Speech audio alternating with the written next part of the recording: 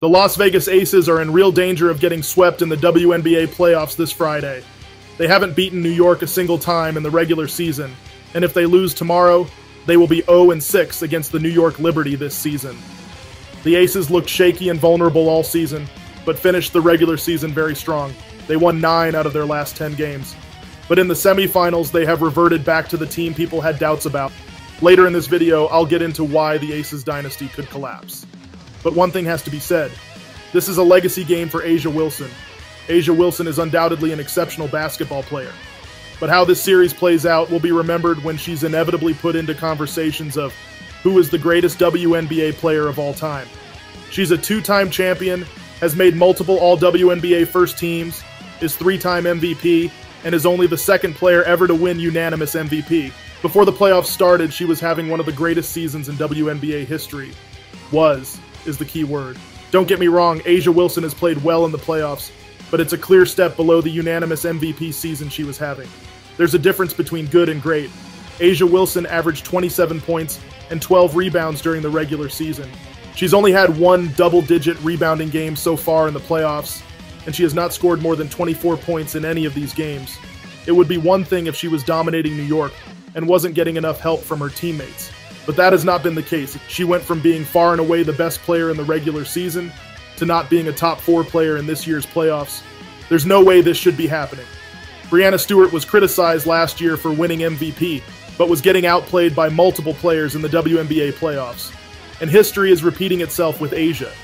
Napheesa Collier and Alyssa Thomas were great in the regular season, but found a way to elevate to a whole new level during the playoffs. They are taking a larger scoring load while being the best defensive player on their respective teams. Alyssa Thomas is almost averaging a triple-double, which is absolutely ridiculous. Sabrina Ionescu is arguably having the best stretch of her young WNBA career. If she plays like this in the finals and they win, she's all but guaranteed to win finals MVP. If the Aces are to have the slightest chance of winning this series, A'ja has to be her best self. She has to show why the media did not give anyone else an MVP vote this year. If she does not and they get swept, it doesn't matter what stat line she's averaging next year. I do not believe she will receive the MVP award. The voters will undoubtedly remember this. But of course, A'ja Wilson is just one person. That doesn't explain why the Aces dynasty is in jeopardy. The beginning of the end could be today. I think this is the perfect example of how you lose matters more so than if you lose. It's one thing if this comes down to the wire in Game 5, and it's a hard-fought game. But if they get swept at home in front of 10,000 or so fans, that's going to be a confidence destroyer going into next season.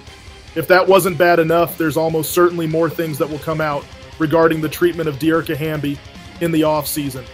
There were already rumors about Kelsey Plum and Chelsea Gray wanting to go back to California, which is their home state.